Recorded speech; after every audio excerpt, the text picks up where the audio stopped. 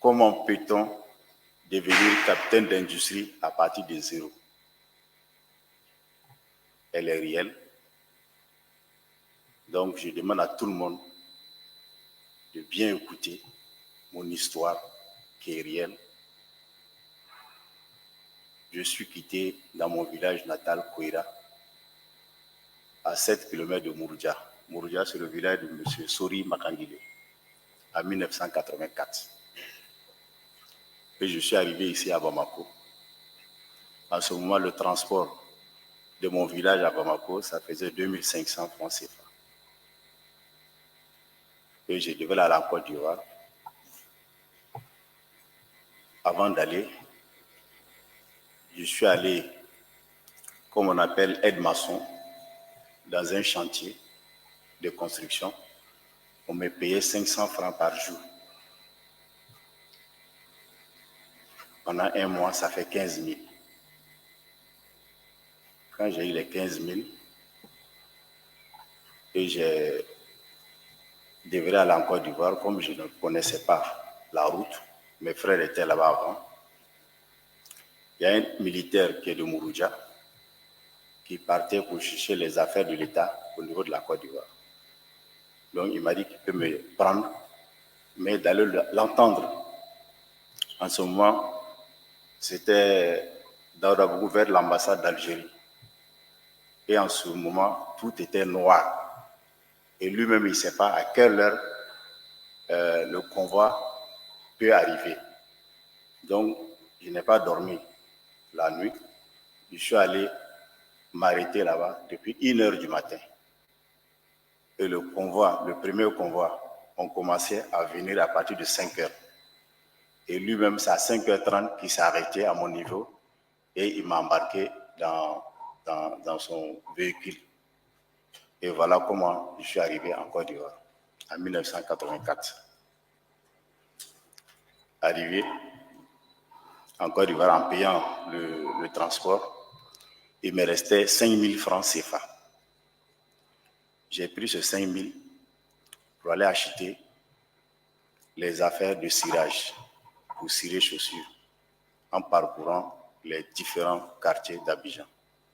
En tant que cireur de chaussures, par jour, je gagne 1 000 francs, 1 500, maximum 2 000, 3 000 par jour.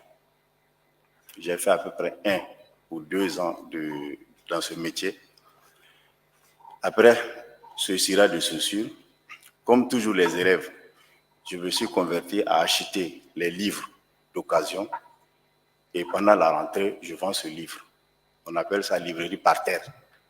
Il y a des élèves où leurs parents n'ont pas les moyens d'acheter les nouveaux livres. Donc, nous prenons les anciens livres avec des élèves qu'on paye et qu'on revend aux autres élèves pendant la rentrée scolaire. Et après ça, petit à petit, les commerçants qui sont dans le marché, comme j'ai commencé à faire le commerce petit à petit, je vois que nos frères, on se regroupe pour aller au Libéria. En ce moment, Libéria, Monrovia était un centre de tous les commerçants hindous ou chinois qui fabriquaient et ils vendaient à Monrovia. Donc, ils avaient des entrepôts un peu partout à Monrovia. Donc, quand on vient, on achète la marchandise avec eux et on le regroupe en groupage, donné à une seule personne qui vient avec, qui dédouane, et chacun a sa marchandise, il vend. Donc, petit à petit, je me suis fait un petit capital dans ce petit commerce, toujours en Côte d'Ivoire. Et je pensais que j'ai eu un fonds et je prenais aussi des sacs localement avec des Libanais et puis je vendais. Et d'un coup, en 93, il y a eu le feu qui a pris le marché, à Djamé Marché. Toutes mes économies sont parties. J'avais eu beaucoup d'argent, mais tout est parti dans le feu. Il ne me restait que 350 000 francs CFA. Mais c'est la volonté de Dieu. avec ces 350 000, il y avait des personnes que je connaissais qui m'avaient confié leur argent pour dire je vais prendre le lendemain. Et la nuit, le feu a brûlé. Donc, tout l'argent qui était brûlé, qu'on appelait les biens mutilés, je suis allé avec ça au niveau de la BCAO en les expliquant. Et Dieu merci, la BCAO a pris ces biens mutilés et ils ont échangé. Mais comme cet argent ne m'appartient pas, je suis allé voir les différentes personnes pour dire, ah, bien vrai, moi, j'avais que de la marchandise, mais je n'avais pas de liquidité. Donc, toute la machine a pris du feu, je n'ai plus rien. Mais votre argent, Dieu merci, je suis allé au niveau de la BCAO, ils ont pu échanger. Donc, voilà votre argent. Et parmi l'un de ce bénéficiaire, il m'a posé la question, mais pourquoi, si tu n'as rien, tu ne peux pas garder cet argent par devers toi? J'ai dit, non, c'est ton argent, ce n'est pas mon argent. Donc, prenez, si j'aurais besoin, je vais venir vous voir, mais pour le moment, prendre, parce que je ne sais pas qu'est-ce qu'il faut faire pour le moment. Donc, j'avais mis dans ma tête pour encore immigrer pour aller où? Pour aller aux États-Unis. Donc, j'avais mon fournisseur qui était aussi à Lomé parce que quand il y a eu la guerre au Libéria, tout le monde se sont éparpillés. Il y a des hindous qui sont allés au Togo et il y en a qui sont allés s'installer aussi en Guinée, un peu partout. Donc, celui qui me fournissait, lui, il était à Lomé. Donc, je suis allé le voir à Lomé avec mon passeport presque parti, brûlé du passeport. Et il connaît aussi l'histoire parce qu'il a beaucoup perdu dans cet incident au niveau d'Adjamé Marché. Et quand je lui ai expliqué, je lui ai dit que mon objectif, c'est d'aller aux États-Unis. Donc, s'il peut m'aider pour que je lui donne mon passeport, je fais le visa et puis je vais aller aux États-Unis. Il dit qu'il a compris. Il a pris mon passeport, il a mis ça dans son tiroir. Et vers midi ou 13h, il ferme son bureau et il allait faire la sieste. Il est revenu vers les 14h30, 15h. Il m'a fait appeler. Quand je suis venu, il m'a remis mon passeport. Il dit, il faut partir à Abidjan. Comme ça. Je n'ai pas demandé pourquoi. Qu'est-ce que vous allez faire pour moi? Comme il a dit de là à Abidjan, il n'y a aucun problème. En ce moment, le vol qui était là, c'était Air Afrique. Et le billet coûtait environ 55 000 aller-retour. Donc, j'ai pu avoir le vol de 22h. Je suis quitté à Lomé, arrivé à Abidjan, c'était vendredi. Je suis arrivé autour de minuit chez moi à la maison. Et le lendemain, je vais au marché, l'étal vide, il n'y avait rien. Je suis allé m'asseoir, mais personne ne sait qu'est-ce que j'ai eu comme... Il y en a même qui pensent que j'ai de l'argent parce que j'ai bougé. Le fait que j'ai voyagé et que je suis venu, pour eux, je suis allé m'approvisionner pour venir. Mais il n'y a rien. Donc, je suis resté samedi, dimanche, lundi. Et mardi, la banque m'appelle pour dire, ah, vous avez reçu un transfert sur votre compte en provenance de Lomé d'un montant de 10 millions. Et comment? Il dit, ah, en tout cas, vous avez reçu un transfert de Lomé de 10 millions. Et je l'ai appelé. Il dit, non, il n'y a pas de problème. Il va me rappeler. Sans confirmer que c'est lui, mais il me dit qu'il va me rappeler. Ça, c'était mardi. Mercredi, jeudi, je reçois un coup de fil de l'aéroport d'Abidjan, comme quoi de faire rapidement parce que j'ai inondé leur magasin.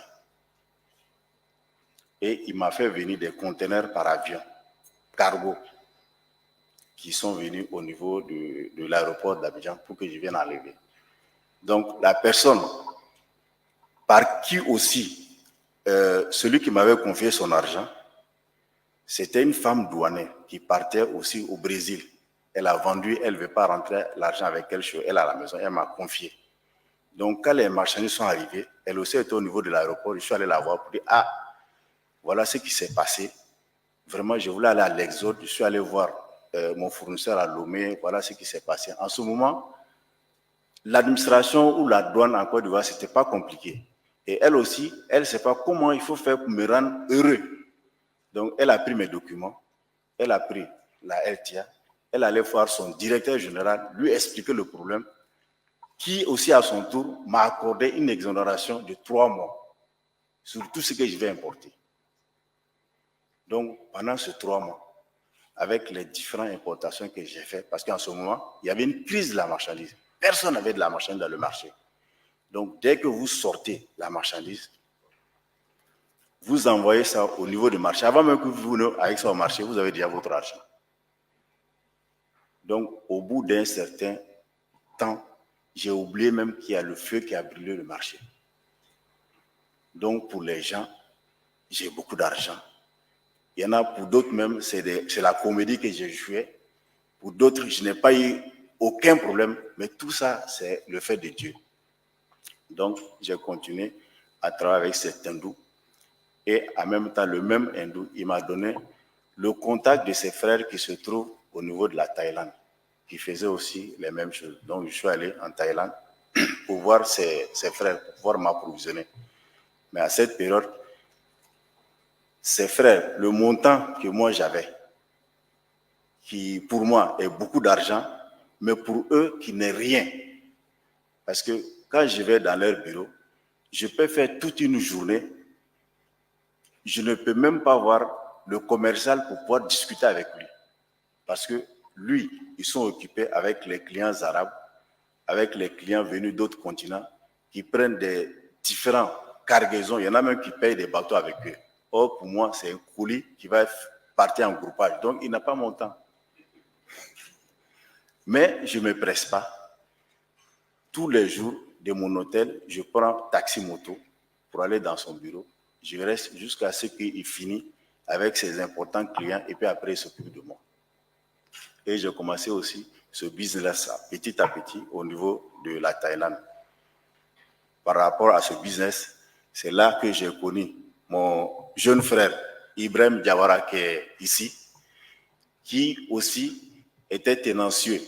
Parce qu'à Bangkok, qu'est-ce qu'on faisait? On faisait contrefaçon des t-shirts Lacoste.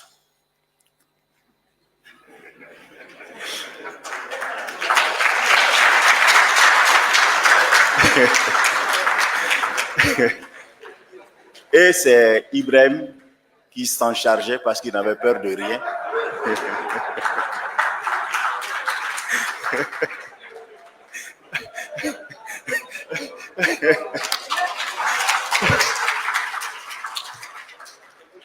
Donc, on prenait ce t-shirt-là, on mettait dans le conteneur et on amenait, on vendait. Et ça se vend comme du petit pain. Vous connaissez les commerces et les triangulaires.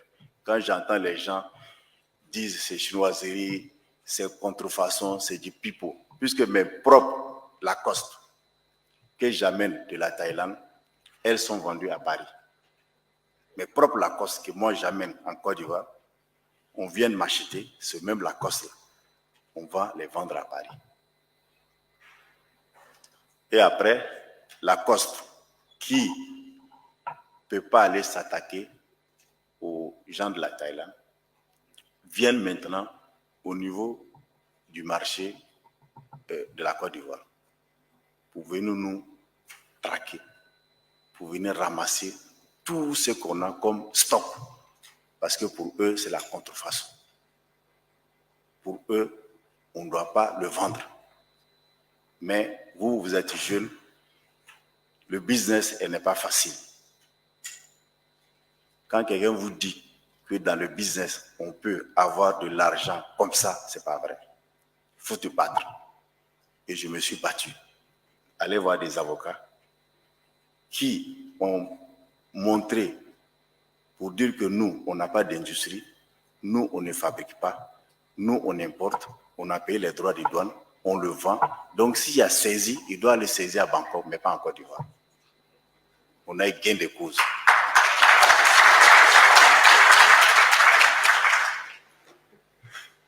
Donc, en faisant ce petit commerce, petit à petit, le Mali organisait la Coupe d'Afrique des Nations en 2002. Donc, il y a eu une tournée du président de la République qui est allé en Côte d'Ivoire, M. Alpha Oumar Konaré, qui nous a rencontrés pour lui de venir investir avec tous les avantages. Vous savez, l'État, il promet. Mais souvent, les promesses ne sont pas la réalité.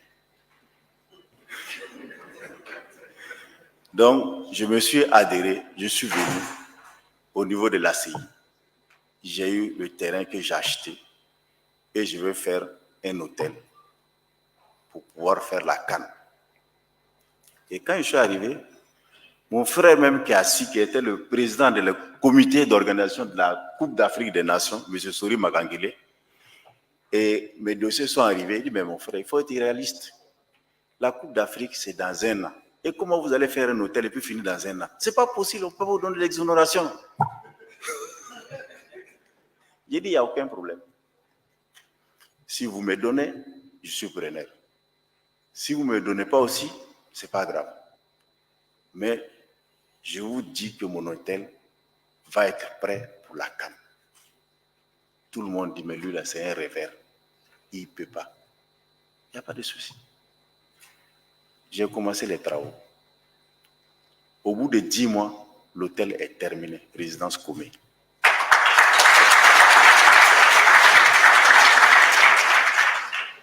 Et quand l'hôtel est terminé, complètement achevé, personne ne sait, puisqu'on n'a pas fait de publicité, on n'a rien fait. Mon frère, mon doyen, Bali,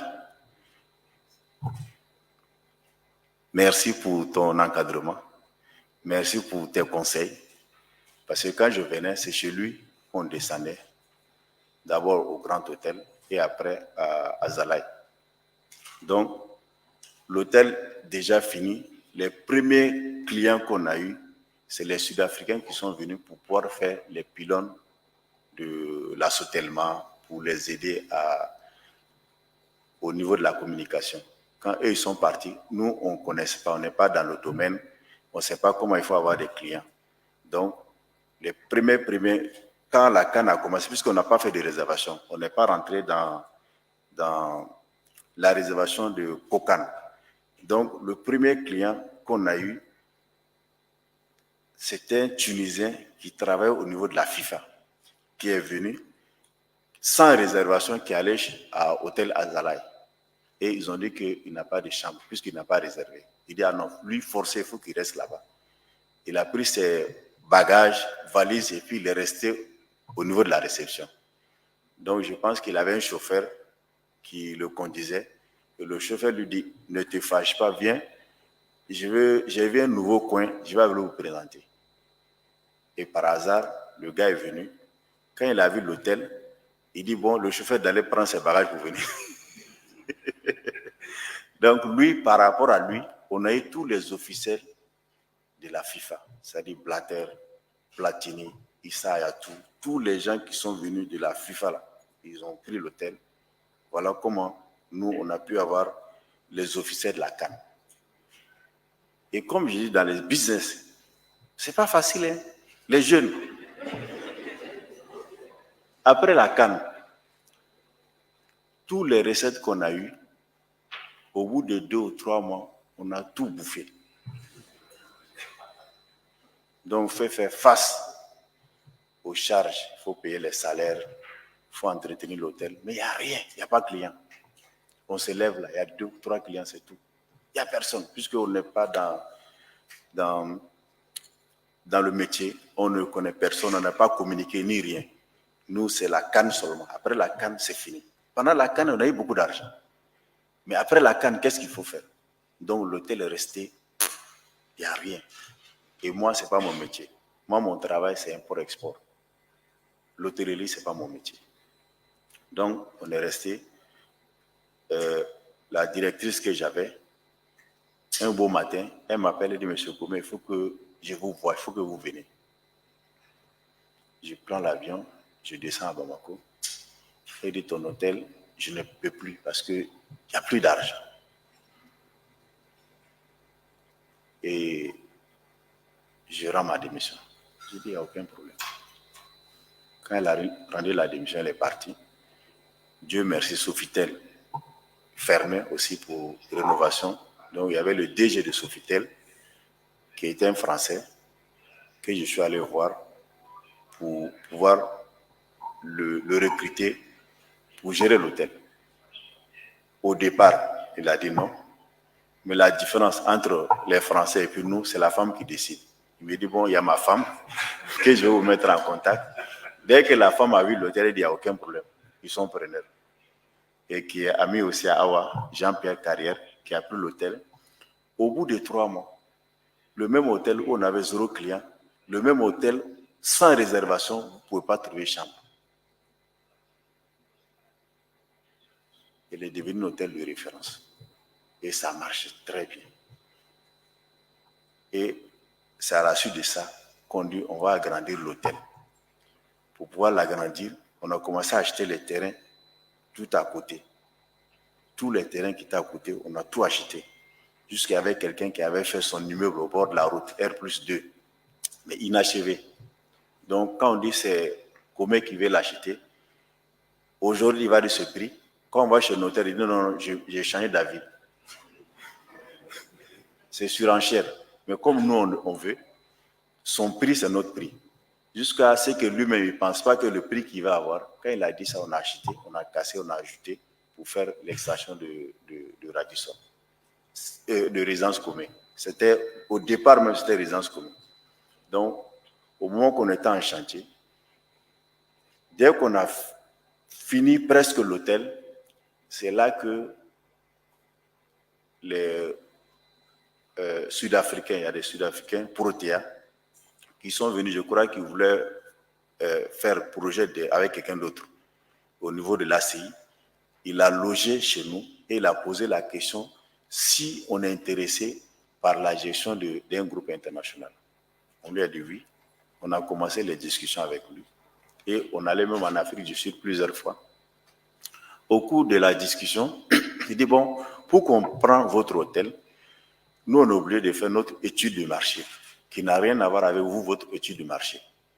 Il n'y a pas de souci. Il nous a envoyé quelqu'un qui est venu faire étude du marché. Quand il a fini son étude, avant de rentrer, puisque tous les jours, moi, j'étais là, il ne sait même pas que c'est moi que le propriétaire de l'hôtel. Je le prenais, je sors avec lui, on va manger la nuit comme le matin. Après, un jour avant son départ, il dit, bon, il veut s'entretenir avec moi. J'ai dit, il n'y a aucun problème. Il dit, bon, j'ai vu votre projet. En termes de clientèle, je pense que Protea n'est pas bon pour vous. J'ai dit, pourquoi? Il dit, parce que ici, tous les clients qui viennent au Mali, les Sud-Africains, en général, ils sont dans les mines. Ils n'utilisent pas les hôtels. Soit ils vont directement dans leurs mines ou ils prennent des résidences meublées. Donc, je ne pense pas que c'est une bonne affaire pour vous de confier votre hôtel à Protea. Le conseil que je vous donne, il y a un nouveau groupe qui vient de commencer, qui est Radisson Blu. Je pense qu'il faut, avant même c'était Radisson SAS, parce que ça appartenait à la compagnie Scandinave Airlines SAS, Radisson SAS. Donc, je vais vous mettre en rapport avec eux. Peut-être, ça peut les intéresser. Dès que le monsieur est parti, 2 jours après, j'ai reçu l'appel d'un frère qui me dit, ah, écoute, je suis avec le directeur de Maïsland, de transporteurs, c'est des Danois, qu'il y a des Danois qui cherchent de nouvelles opportunités en Afrique. C'est-à-dire, si vous avez des hôtels, ils veulent prendre et puis ils gèrent. Et c'était les gens de Radisson. Et troisième personnalité, c'est le Sud-Africain qui est venu me voir à Bamako, qu'on allait le voir en Afrique du Sud, qui m'appelle également pour dire, ah, j'étais chez Protea, mais j'ai démissionné, j'ai rejoint Radisson. Donc, j'ai vu que votre projet, ça intéresse à Radisson. Si vous voulez, on peut commencer les discussions. Donc, voilà comment l'hôtel est devenu Radisson SAS. Donc, c'était le premier Radisson en Afrique de l'Ouest. L'ouverture de Radisson, puisque eux-mêmes, ils étaient nouveaux. Donc, voilà comment je suis rentré dans l'hôtellerie. Sinon, mon métier n'est pas l'hôtellerie. Mon métier, jusqu'à aujourd'hui, c'est resté import-export. Mais l'hôtellerie, c'est une activité annexe. Mais c'est par ça que tout le monde me connaît. Quand vous dites Comé, il y a les hôtels Radisson, Bamako, Radisson Abidjan. Ici, Sheraton, non, ce n'était pas mon métier. Donc voilà en gros comment on peut devenir, à partir des zéros, devenir capitaine d'industrie. Donc je peux dire que je suis allé des zéros pour devenir où je suis.